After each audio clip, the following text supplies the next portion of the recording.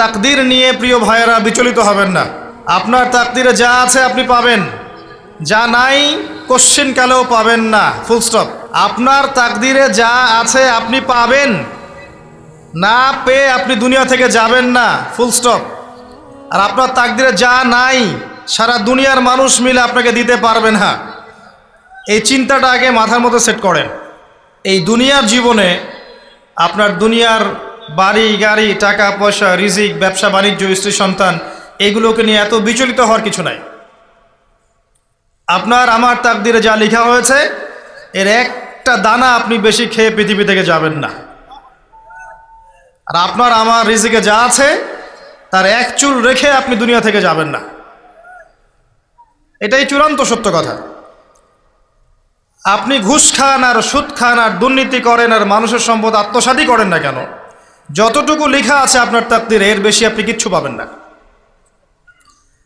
আর আপনি হালালে থাকার জন্য যতই কষ্ট করেন, হালালে আছেন, সবজি বিক্রি করে খাচ্ছেন, আপনি ছোটোখাটো ব্যবসা করছেন, মানুষ আপনাকে দাম দেয় না, আন্ডার এস্টিমেট করে, গরিব বলে, ফকির মিসকিন বলে, কিন্তু আপনার তাকদীরে যা আছে আপনি সেটাই পাবেন, এর বেশি আপনি কিচ্ছু পাবেন। হুয়াল আউয়ালু ওয়াল আখির, আল্লাহ পাক প্রথম এবং আল্লাহই শেষ। কুল্লু মান আলাইহা ফান ওয়া ইয়াবকা ওয়াজহু রাব্বিকা যুল জালালি ওয়াল ইকরাম। প্রত্যেকটা বিষয় ফানা হয়ে যাবে, কিচ্ছু থাকবে না। এখন আপনি পৃথিবীতে যা দেখছেন এগুলোর কিছুই থাকবে না। প্রত্যেক মানুষ, প্রত্যেকটা জিন, প্রত্যেক উদ্ভিদ, প্রত্যেক এই প্রাণী, আকাশ, মহাবিশ্ব, গ্রহ নক্ষত্র, চন্দ্র সূর্য, সমুদ্র, পাহাড় পর্বত, বিশ্বনেতা, রাষ্ট্রনেতা, সমাজ নেতা, পরিবারের কর্তা, অর্থনৈতিক নেতা, সবাই মারা যাবে, সবাই শেষ হয়ে যাবে, কিচ্ছু থাকবে না। এই বিষয়টা আগে ভালো করে হজম করতে হবে যে আমরা এখানে থাকতে আসিনি, আমরা এই দুনিয়ায় থাকতে আসিনি, আমরা এখানে এসেছি চলে যেতে। যার মনের মধ্যে এই কনসেপ্ট থাকে সে কখনো আল্লাহ পাকের বিদ্রোহী হতে পারে না, সে কখনো আল্লাহ দ্রোহিতা করতে পারে না, কুফরি করতে পারে না, শিরক করতে পারে না, আল্লাহর অবাধ্য হতে পারে না। যার মনের মধ্যে এই চিন্তা বদ্ধমূল যে আমি এখানে থাকতে আসিনি, আমি এখানে মুসাফিরের মতো এসেছি, গাছের ছায়ায় বিশ্রাম নিচ্ছি, বিশ্রাম নিয়ে শেষ হবে চলে যাব। যারাই আল্লাহ দ্রোহিতায় লিপ্ত হচ্ছে, শিরিক করছে, বেদাত করছে, হারাম খাচ্ছে, ঘুষ খাচ্ছে, সুদ খাচ্ছে, জেনা করছে, আল্লাহ দ্রোহিতা করছে, আল্লাহর বিধানকে অস্বীকার করছে, তারা ইনডাইরেক্টলি ধরে নিয়েছে যে তারা মনে হয় পৃথিবীতে চিরকাল থাকবে।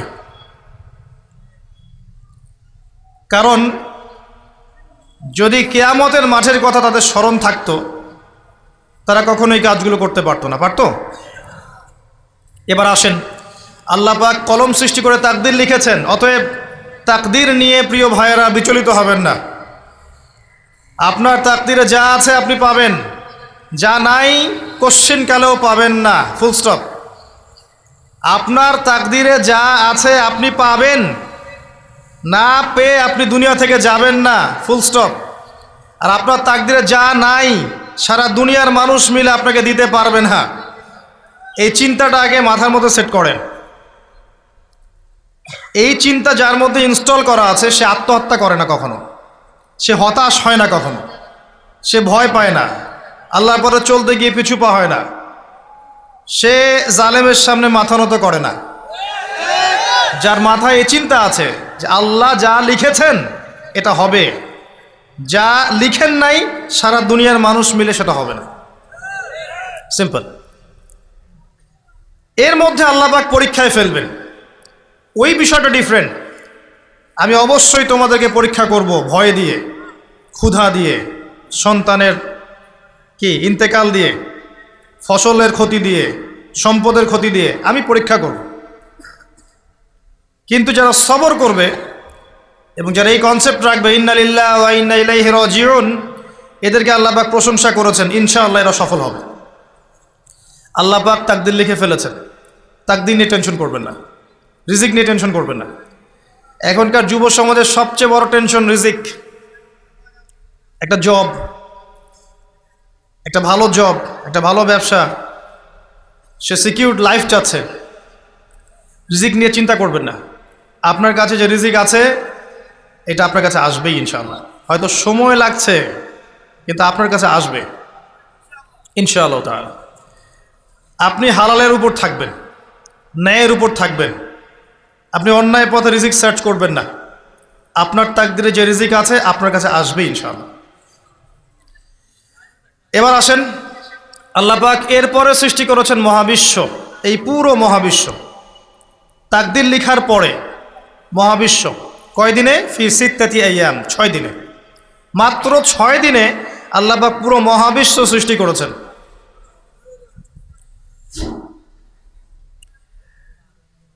হুয়াল্লাযী খালাকাস সামাওয়াতি ওয়াল আরদা ফি সিত্তাতি আইয়াম সুম্মা ইসতাওয়া আলাল আরশ। সূরা হাদীদের মধ্যে একটা আছে, তিনি সে আল্লাহ যিনি এই মহাবিশ্ব সৃষ্টি করেছেন 6 দিনে, এরপরে আরশের উপর সমাসীন হয়েছেন। আল্লাহ পাক এর একদিন আমাদের একদিনের মতো নয়, বরং কিয়ামতের মাঠে যেদিন আমরা দাঁড়িয়ে থাকব এই দিনটা হবে আল্লাহর হিসেবে 50,000 বছরের সমান। মানুষ অস্থির হয়ে থাকবে, বিচার শুরু হচ্ছে না কেন। অপেক্ষা করা কাজটা খুব যন্ত্রণাদায়ক, তাই না? কারো জন্য অপেক্ষা করা, অপেক্ষা করে আছেন, 1 ঘন্টা পর আসবে, এলো না, আপনি অস্থির হবেন। 2 ঘন্টা পর এলো না, 10 ঘন্টা পর এলো না, আপনি অস্থির হবেন, পায়চারি করবেন, বই পড়বেন, নাস্তা খাবেন, হাঁটাহাঁটি করবেন, আপনি ব্যাকুল হয়ে যাবেন। অপেক্ষা করা একটা ডিফিকাল্ট কাজ। কিয়ামতের মাঠে মানুষ 50,000 বছর অপেক্ষা করবে, বিচার শুরু হচ্ছে না কি জন্যে। সবাই গিয়ে ধন্না দিবে, প্রথমে আদম আলাইহিস সালাম, তারপরে নূহ আলাইহিস সালাম, ইব্রাহিম, মূসা, ঈসা আলাইহিমুস সালাম। আল্লাহর কাছে একটু সুপারিশ করেন, বিচার যেন শুরু হয় অ্যাটলিস্ট।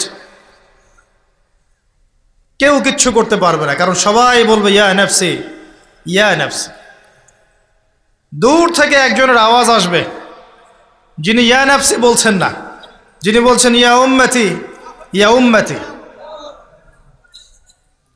সবাই তার কাছে যাবে এবং তিনি আমাদের নবী মুহাম্মদুর রাসূলুল্লাহ সাল্লাল্লাহু আলাইহি ওয়াসাল্লাম সিজদায় পড়ে যাবেন এবং তার উম্মার জন্যে সুপারিশ করবেন।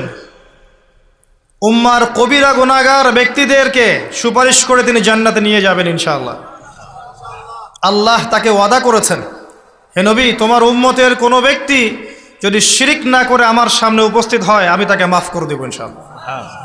হাদিসে কুদসির মধ্যেও আছে যে হে আদম সন্তান, তুমি যদি দুনিয়ার সমান পাপ নিয়ে, আসমান জমিন সমান পাপ নিয়ে আমার সামনে দাঁড়াও, কিন্তু আমার সাথে কাউকে শরিক করনি, তাহলে আমি আল্লাহ তোমার সামনে আসমান জমিন সমান ক্ষমা নিয়ে উপস্থিত হব ইনশাআল্লাহ। শোনেন, 1,999 জন মানুষ জাহান্নামে যাবে, প্রতি 1000-এ 999 জন মানুষ জাহান্নামে যাবে। সহিহ বুখারীর হাদিস 4 বার এসেছে। এখানে ইকুয়েশনটা এমন না যে ম্যাথামেটিক্যালি ক্যালকুলেট করতে হবে, এমন নয়। এটা দিয়ে আধিক্য বোঝানো হচ্ছে, বেশিরভাগই জাহান্নামে যাবে। এই কথা আল্লাহ পাক কিন্তু সূরা আরাফের মধ্যেও বলেছেন 179 নম্বর আয়াতে, ওয়ালাকাদ যারানা লিজাহান্নামা কাসীরাম মিনাল জিন্নি ওয়াল ইনস। একই বিষয়ে কোরআন হাদিস পরস্পর মিলে যায়। এখানে একটা বিষয় বুঝতে হবে, আল্লাহ পাক বলেছেন সূরা নিসার মধ্যে, ইন্নাল্লাহা লা ইয়াগফিরু আন ইউশরাকা বিহি ওয়া ইয়াগফিরু মা দুনা যালিকা লিমান ইয়াশা। আল্লাহ পাক তার সাথে শিরকের গুনাহ মাফ করবেন না, এছাড়া যে কোনো গুনাহ আল্লাহ পাক যাকে ইচ্ছা মাফ করতে পারেন। তার মানে যে বেশিরভাগ মানুষ জাহান্নামে যাচ্ছে তাদের আমল নামায় কোন পাপ থাকতে পারে? কথা বোঝা যাচ্ছে কি? নিঃসন্দেহে তাদের আমল নামায় শিরকের পাপ থাকবে।